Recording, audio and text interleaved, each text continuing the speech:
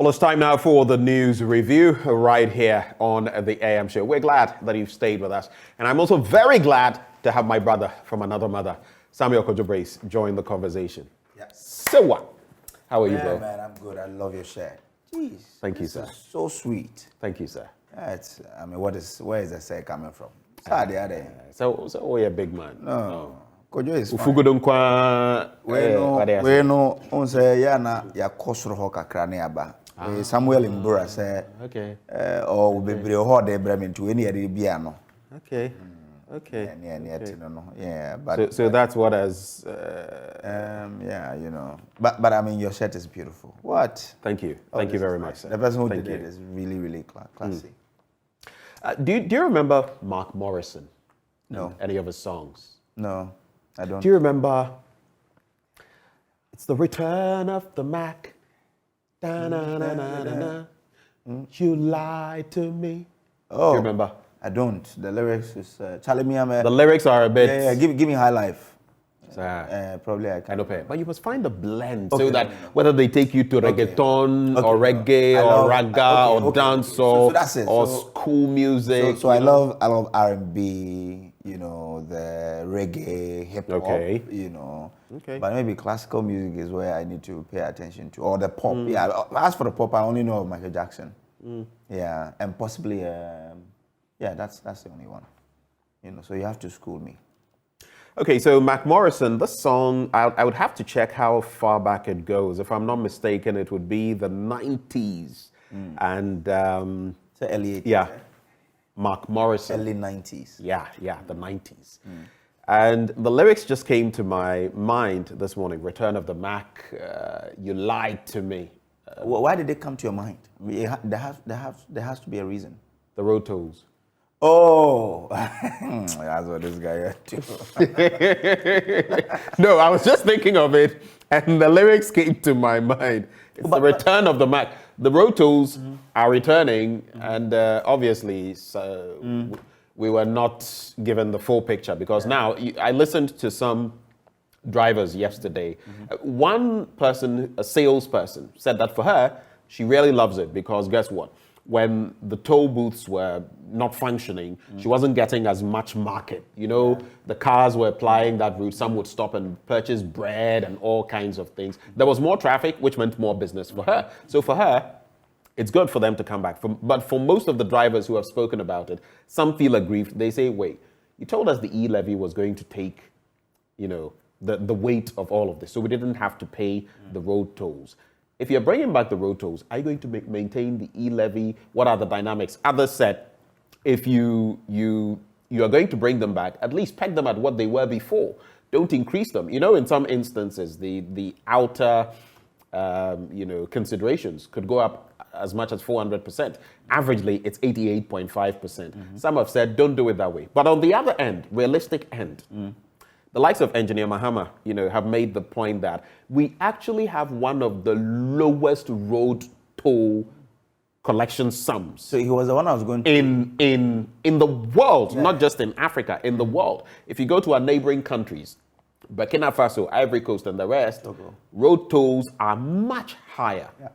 So weighing the two, where do you... So I was going to cite him that having listened to him, I feel that then it was, and you see, some people predicted that this would have to come back. You remember when they scrapped it, the minority said no, it was a wrong decision, bring it back. I said it was a wrong decision. Yeah. You're earning almost 200,000 cedis, 197,000 cedis plus a day.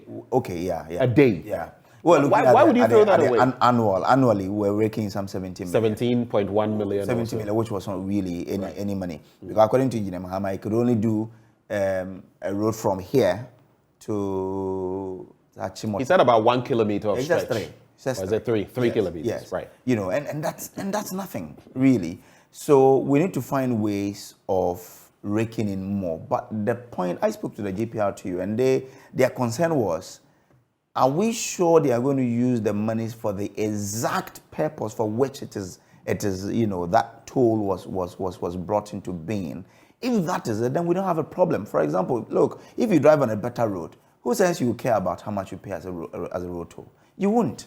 But the fact is that sometimes or it's not sometimes, all the time, we misapply those funds. And so you will see that we'll be complaining about poor roads when we are told that road toll is to go into making sure that we drive on better roads. So the bottom line is we are willing to pay any amount. I mean, not too exorbitant anyway. But if we can be assured of driving on better roads, of course. Once we see the delivery. Who doesn't love to drive on a better road? We'll drive on it and pay. Another aspect of this conversation, right before we get into the papers, is the collection. Some have said, and you know, our brothers and sisters, the PWDs, people with disability, a lot of them had some roles to play.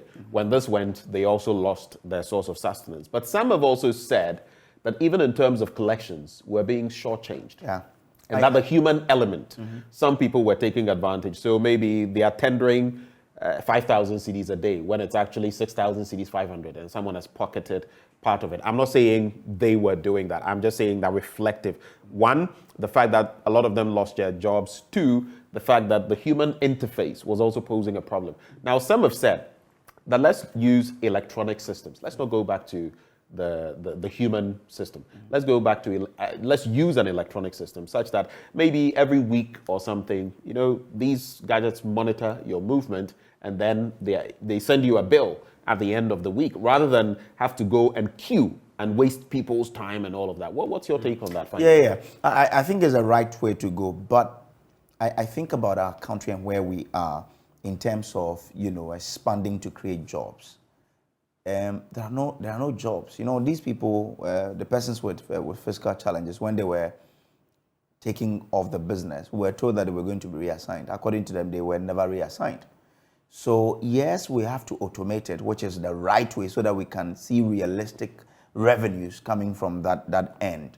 But we should also consider these fiscally challenged people who were fortunate enough to be employed to sit there. Maybe we should find a balance between automation and having the presence of a human there to ensure that we still keep these people somehow employed whilst raking in the realistic revenues. I'm thinking it's something that we can do, isn't it?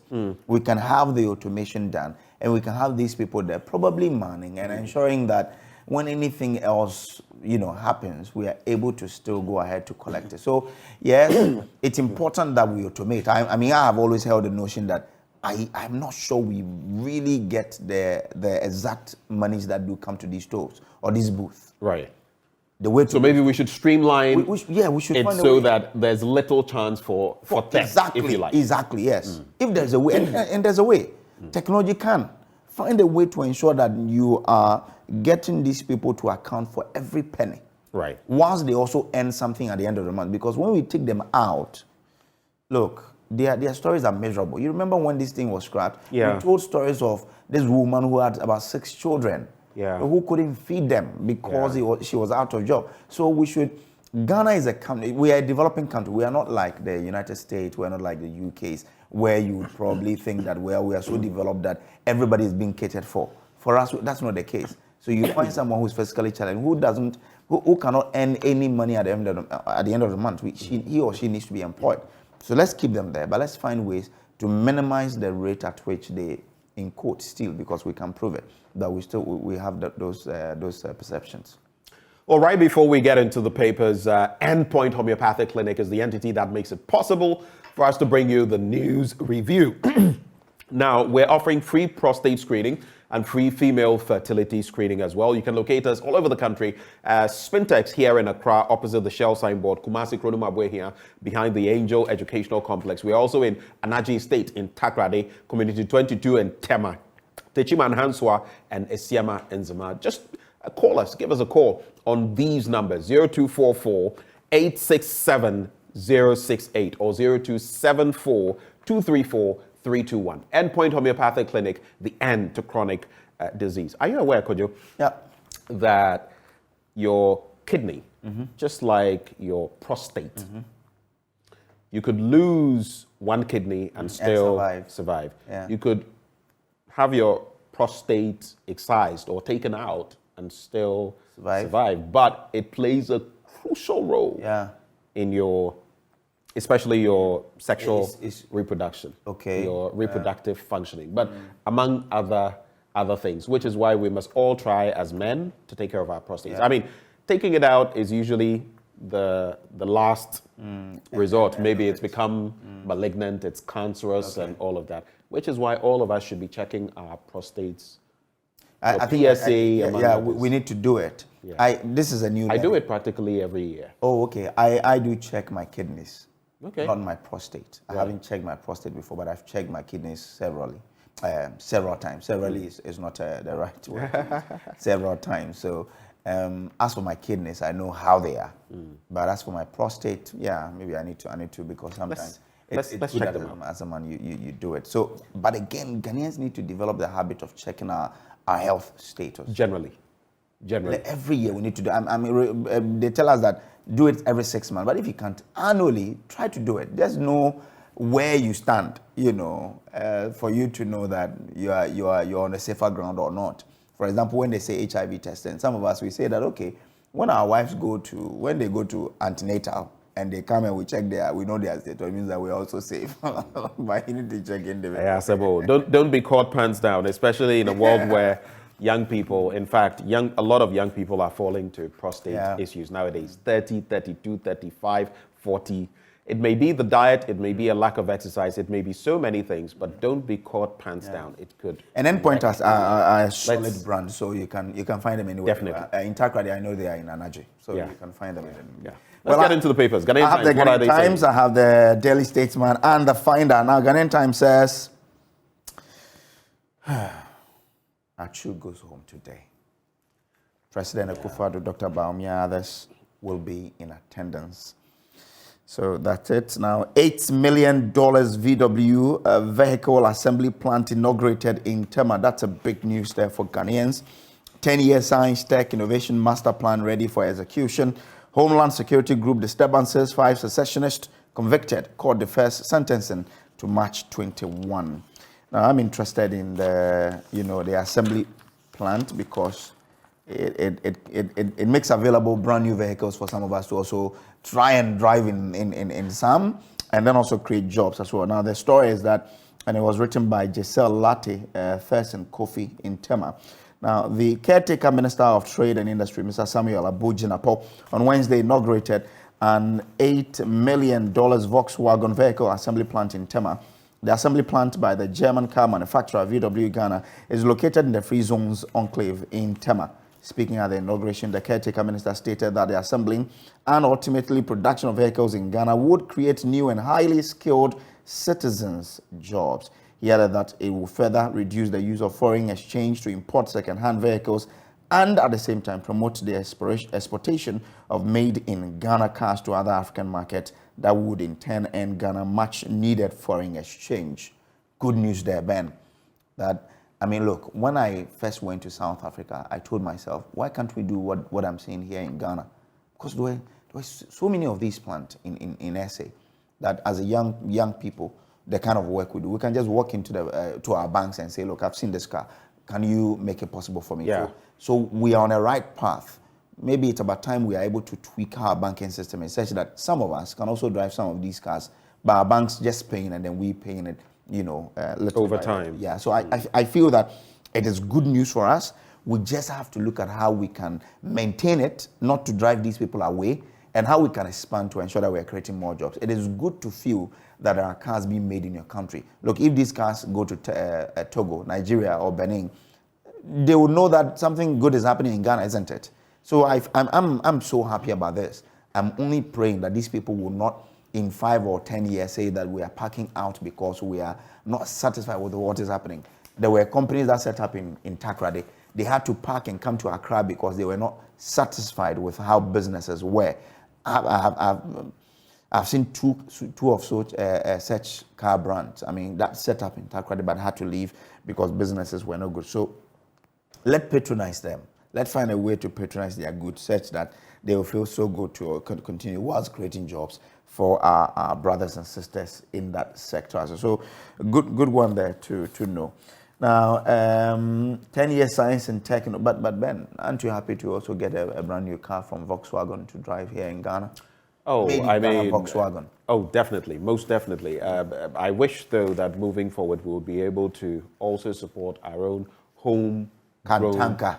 Exactly. As for that one, our home brands. I don't get it with the political parties. I think at a point, I seen, was it Ken Oforiatta that I saw with a saloon, a Kantanka saloon? I think so. You know, you see government. 1 or 2 or 3 with them, but that commitment never really is there. I mean, government look, we're talking about for some of these MDAs. one of the things I'll be speaking about in my blunt thoughts today, the Controller and Accountant Generals, a staff member, or at least some of them calling for V8 vehicles for their directors instead of, Toyota Camrys, right?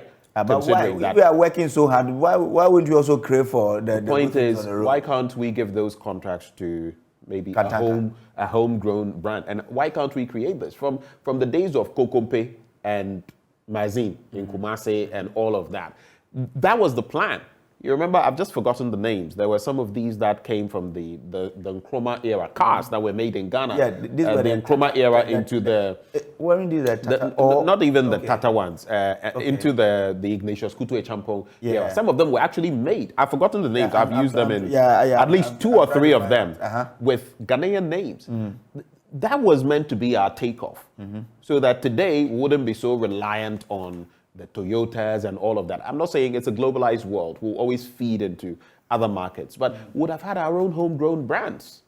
Unfortunately, this is where we are. So while I laud the effort, but I don't think I'll be getting a new car anytime soon because of not even driving that. A new one, man. No.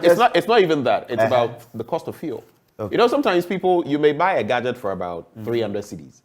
Forgetting that maybe that gadget uses so much power. But for prices are coming down, aren't they? Uses so much power that you may end up paying about 100, 120, 150 cedis on electricity every month. Sometimes those are the calculations we don't make. Okay. You buy the gadget, yes, but the cost of fuel now, it's falling. It could be better.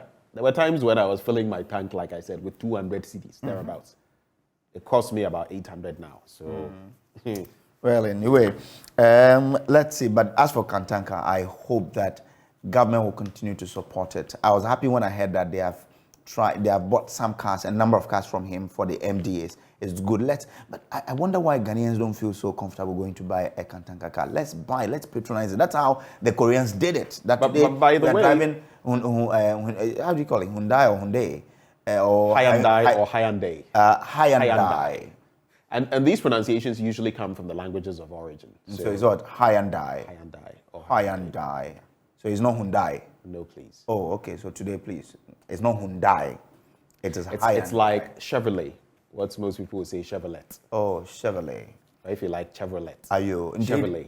I mean, if we mention Kantanka, it's our own language. Yeah. No, see, that would even be simpler. Kantanka. But then it would be the others who would rather suffer. You would hear Kantanka and all those things.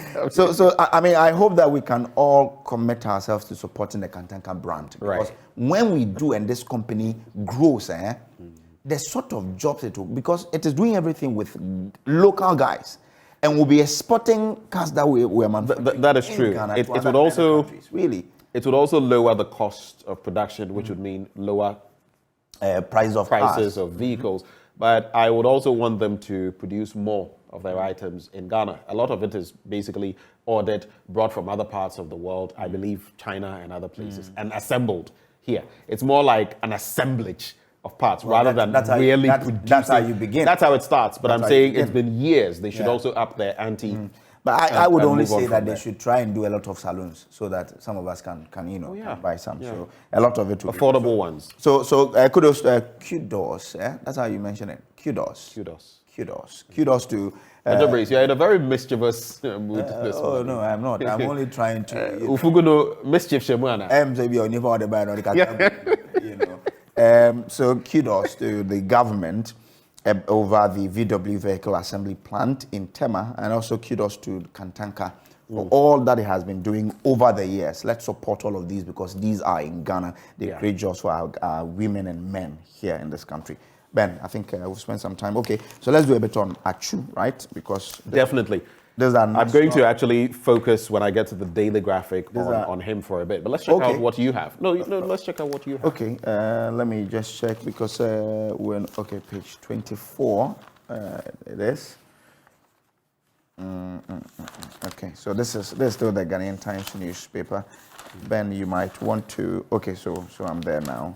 All right. So it says President Nana Addo Dankwa Akufo-Addo, his vice Dr. Mahamudu Bawumia, and Chief of Staff Madame Akosua Fremosel Pare will join hundreds of mourners to pay their last respect to the late former player of the Black Stars, Christian Atsu Chwasam, in a state-assisted funeral ceremony slated for the forecourt of the State House today. So, man, that's how it's going to be. A friend of mine who's a police officer in my hometown is here. I'm told that's their cousin.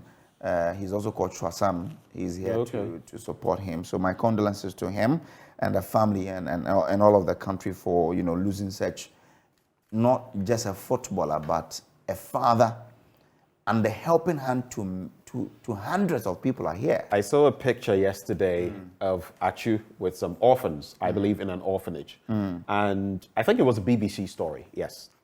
And they captured it. The orphans who were, you know, taken off that status of orphanage, who will now be orphaned again because of Achu's death.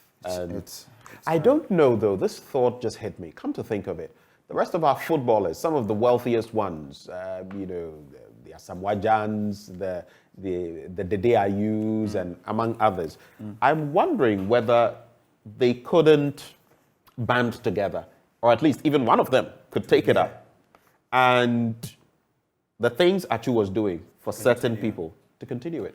Because he had a lot of people in school, from the very basic level to the tertiary level. Maybe there are plans that we may hear, but I mean, they are coming home for African qualifiers, right? So maybe when they come, things will come up. As a collective, they may decide to come together to continue the good works of their brother. So let's see what happens when. I mean, maybe no one has thought of it. Exactly. I'm putting it out there. Once we're saying it, they have managers in town. Yeah. At least they have family members. They may hear and say, look, you guys, the Joy guys are saying this. Can you think about it? Yeah. Let's see. Yeah. Let's get into, I'll continue with Achu before I get into other stories. So the Daily Graphic actually has a special supplement on Christian Chwasam Achu.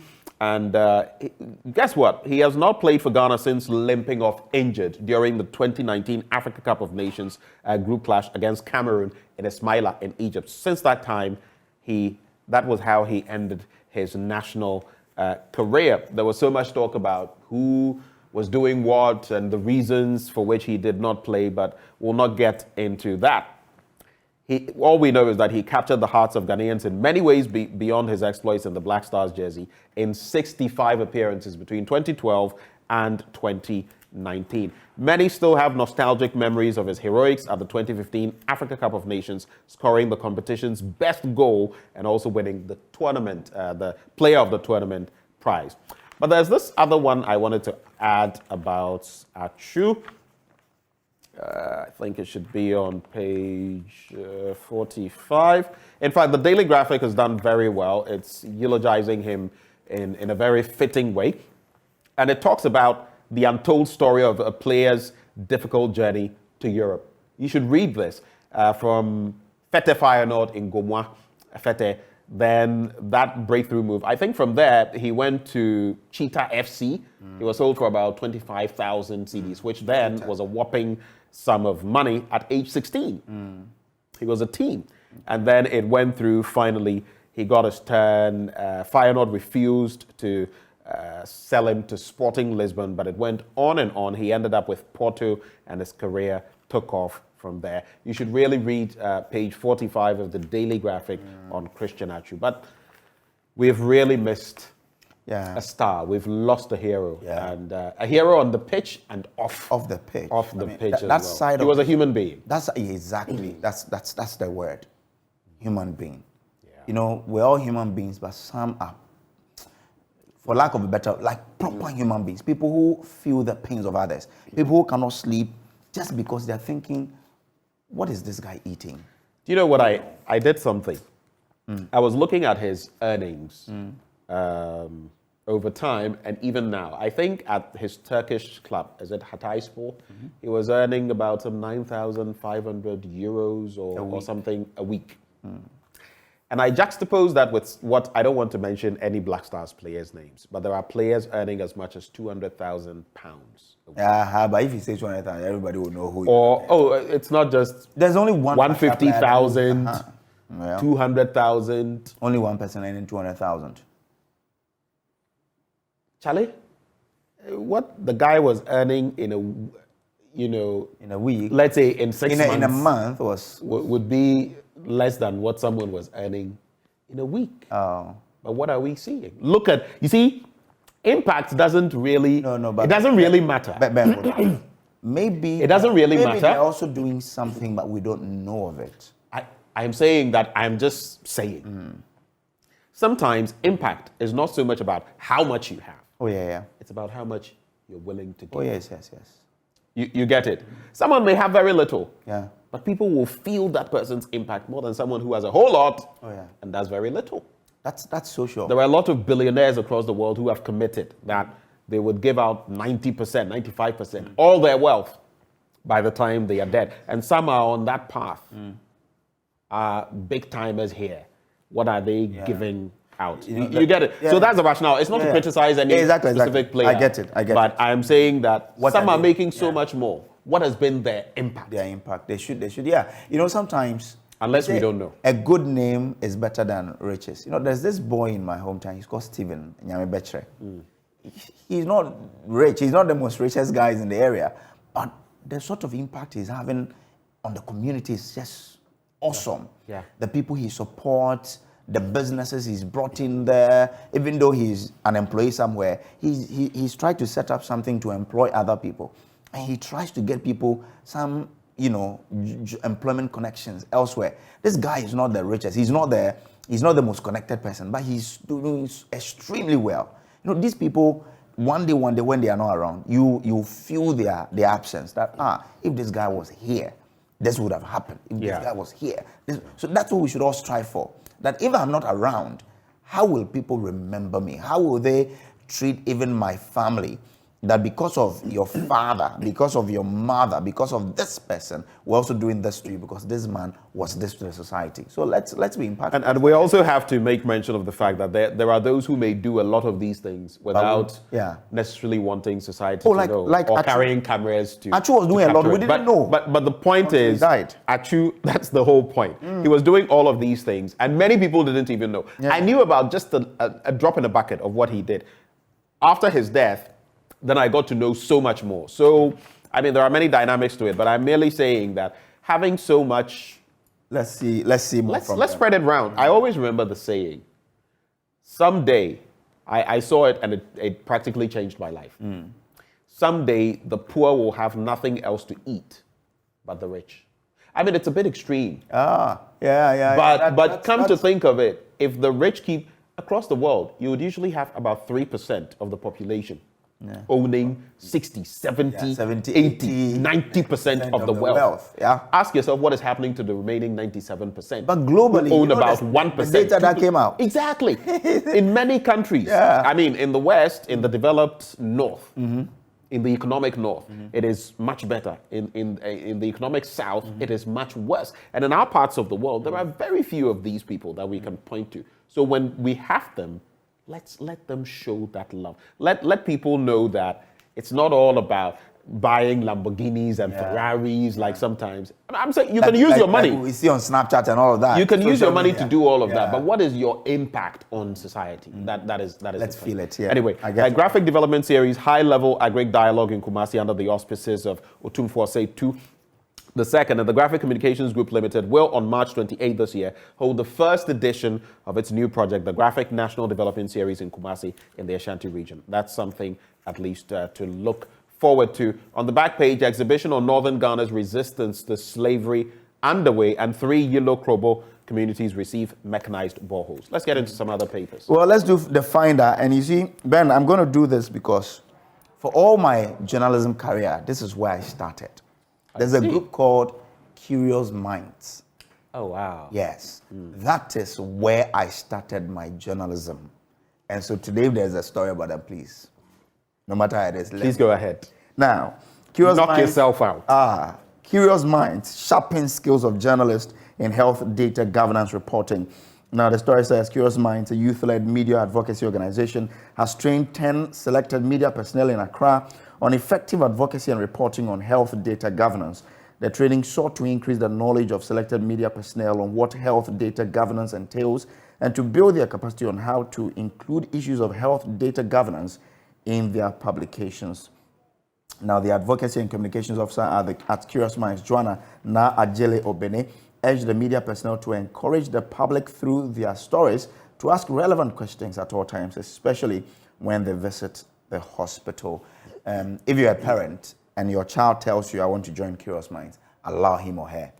There are greater people who have come out of, look, myself, Justice Beidou, there's a guy called Samuel, I've forgotten the name, but they've produced a lot of great guys. So if your child says, I want to join Curious Minds, and there are clubs in the regions. I was in the Western region by myself and Justice Beidou. So kudos to Curious Minds, and I hope that they're able to do a lot of this training for journalists to help build our capacity for tomorrow. Now, another story says Dr. Abdul Hamid, Mustafa Hamid, the Chief Executive Officer of the National Petroleum Authority, was yesterday elected as President of the Africa Refiners and Distributors Association at its annual conference in Cape Town, South Africa. So congratulations congrats to him. Yes. Congratulations to him. He used to be my lecturer in UCC. He's a very solid guy. I see. So kudos to him. Yeah. He should help to ensure that we are really doing exactly what we can to ensure that the price of fuel continue to decline.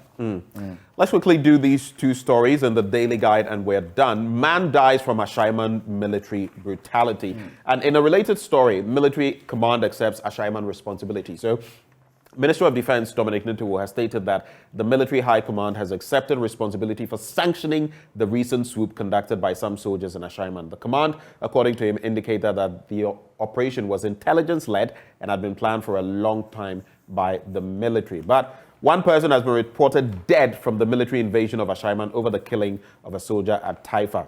According to the report, a certain Alhaj Muhammad Musa was said to have died as a result of the military brutalities. The deceased, who was said to be suffering from high blood pressure, fell and became unconscious when the military gave him a hot chase. He was rushed to the hospital where he was confirmed dead upon arrival.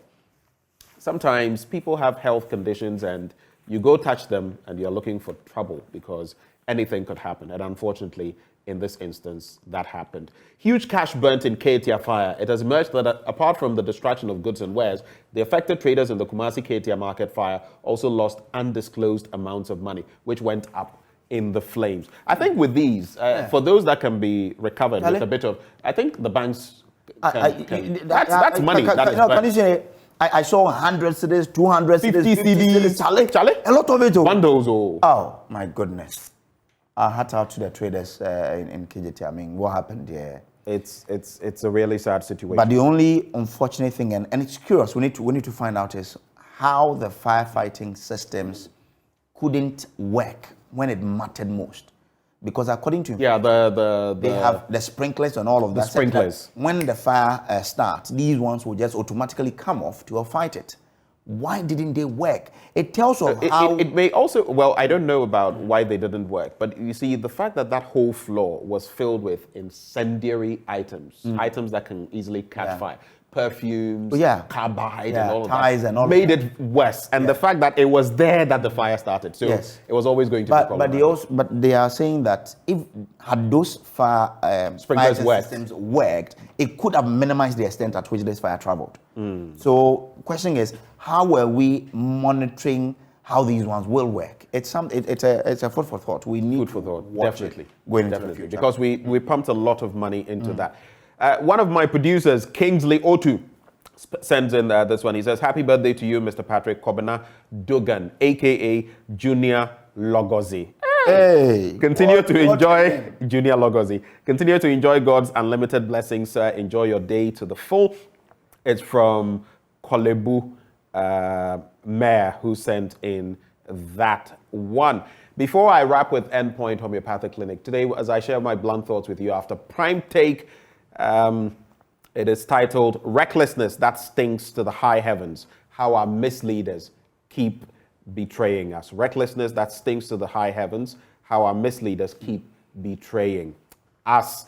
Prime Take will be up next, but Endpoint Homeopathic Clinic we're offering free prostate screening and free female fertility screening. Locate us in Accra, Spintex, opposite the Shell signboard, Kumasi, Chronum, Abuehia, behind the Angel Educational Complex, Takrade Anaji Estate, Tema Community 22, Techiman Hanso and Esiama in Zima. You can call 0244-867-068 or 0274-234-321. Endpoint Homeopathic Clinic, the end to chronic disease. I don't know whether you have any... No, I don't have anything, but listen to this one. This is just to make people laugh this morning. Now, Ani Osabute. We have to run. Ani Osabute says, there's a league title to be won. That is a priority. You know, Arsenal lost yesterday from the Europa. Oh, they were ditched. Listen to what somebody told him. Dr. Joseph Tambio says, when your money is little, you resign yourself to the fact that rice does not satisfy. What a way to reply, Annie. Did you get it? Oh, there's a leg to win. Then Dr. Tambio says, well, when your money is too small, you resign yourself to the fact that rice does not satisfy. One of our editors here, a certain Fred Smith. I pray. Did you see my message on the group page yesterday? I pray for his sake that Arsenal wins the EPL trophy because and also for I have said that I'll tease him till he goes on leave. He will take leave by force. Anyway, Kojo, thank you so much for joining the conversation. Thanks for having me.